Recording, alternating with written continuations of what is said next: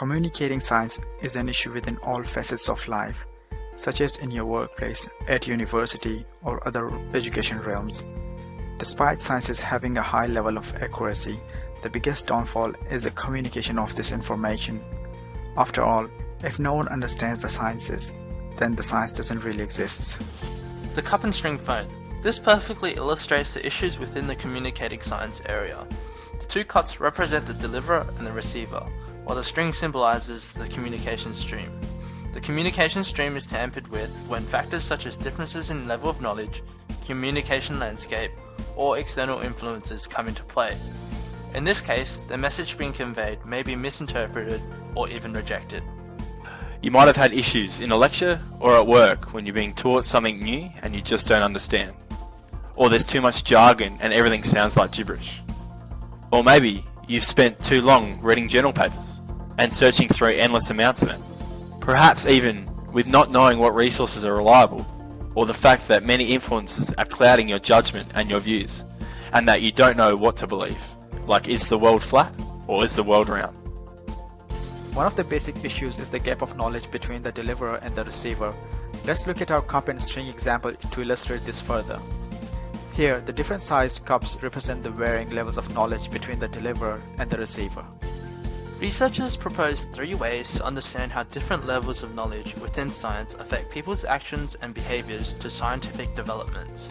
The 3 ways are defined through models, and they are 1. The deficiency model, 2. The rational choice model, and 3. The context model. The deficiency model suggests that ignorance and a lack of knowledge about science could lead to skepticism or possible hostility towards science.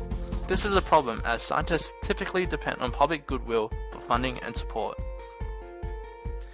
The rational choice model attempts to explain how individuals are able to make choices under the influence of their preferences and interests, or biasness.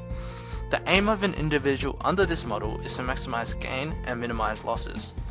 Without sufficient knowledge in a culture largely shaped by science, people may not know how to live their lives optimally, or they may even turn against science. Dilemmas through conflicting scientific findings and theory leads to individuals questioning what should actually be followed or what is even necessary. The context model asks, what do people want to know about their particular circumstance? This model requires understanding of the context of scientific knowledge and how different people put it to use. Too much information at once or insignificant information affect the context model. As a result, certain information communicated could be filtered out, leading to possible misconceptions. Let's take a look at this case study. On March 15, 2018, an under-construction pedestrian bridge at Miami's Florida International University collapsed onto a busy 6-lane roadway, killing 6 people. This particular scenario embodied all the different issues within communicating science. The engineers who informed the builders about the crack obviously knew more about the flaws and the risks associated. Despite this, the builders ignored the dangers and continued to work on the bridge due to lack of knowledge about the possible consequences. The second underlying issue surrounding the communication science is the communication landscape.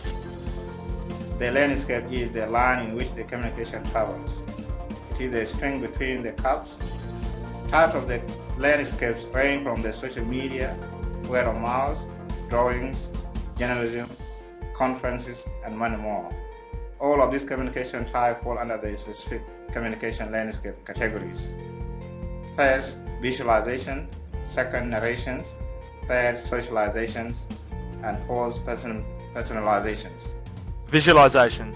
The most common technique is visualization and can be represented by the old saying, a picture tells 1,000 words. Examples of communication type in engineering can be pictures and graphs that usually represent complicated statistics and results. Despite its effectiveness, the underlying information used in this technique can sometimes be lost if not referenced properly. 2. Narration. The next technique is narration, which requires much cleverer ways in presenting issues and data. For example, try telling the general community how much water is wasted due to leaks in the water distribution system in Adelaide. 100,000 litres? Or more commonly known as 34 Olympic swimming pools. I'll leave you on that note. Socialisation. The next technique, being the less common, however the most effective, is socialisation. It deals with the interaction on a personal level. This type of communication ranges from quizzes, social media, competition, collaborations, and even to the level of your local parliament member campaigning. Issues with this technique is it can be very opinionated, hence this means biased information is presented. After all, we know social media isn't the most reliable source of information. Personalisation. This is the least used technique, however the most powerful. Personalisation refers to the tailoring the information to the audience. The internet these days has capabilities that exploit this skill to the highest degree. Have you ever wondered why the ads that pop up on your web browser from time to time are the exact same ads that you've been shopping for the night before? In summary, the effectiveness of the communication is directly related to the interests of the person and the importance of the issue to that individual. For example, showing the importance of cancer research to individuals gives the topic a sense of importance and hence a high interest. This leads to a very effective communication path. Following on with our case study, the landscape used in the Florida footbridge design and assembly was mainly engineering drawings. This is the engineering drawing of the final Florida University footbridge design.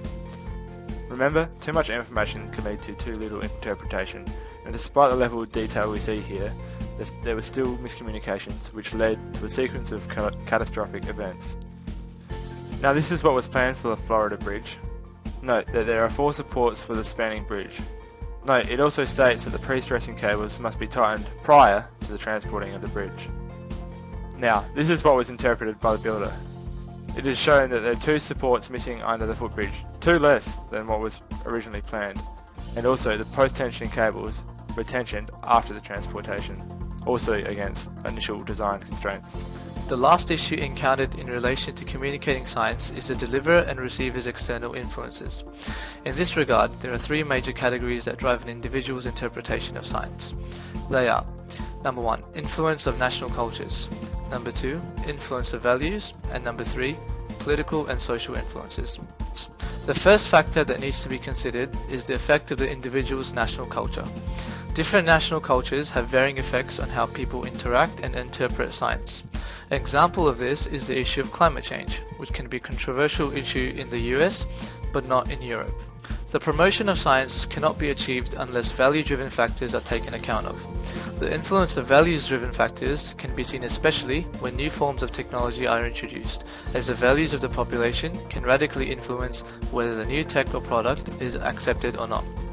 When emerging technologies challenge the values of people, the people's attitudes towards science can be affected.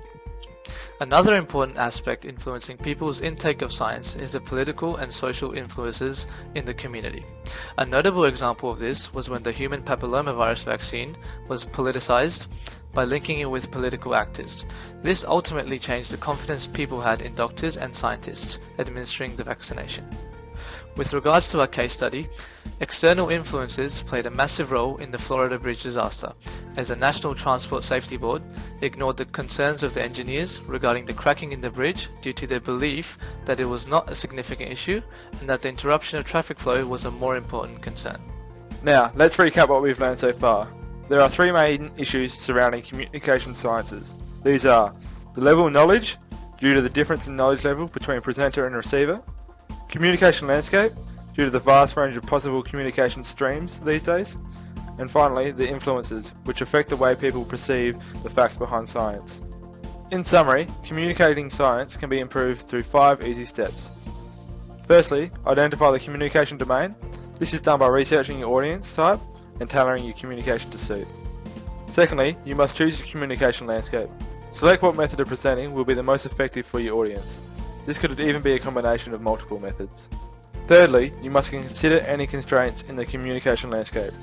This could include somebody's sex, race or religion, all the way to the resource constraints such as time and money. Fourth is being concise. Make sure you get the point across quickly. Finally, make sure there is no jargon. For example, what is a PDF? A file type or a statistic function? Thanks for watching. Now, how did we weigh up communicating the science of communicating sciences?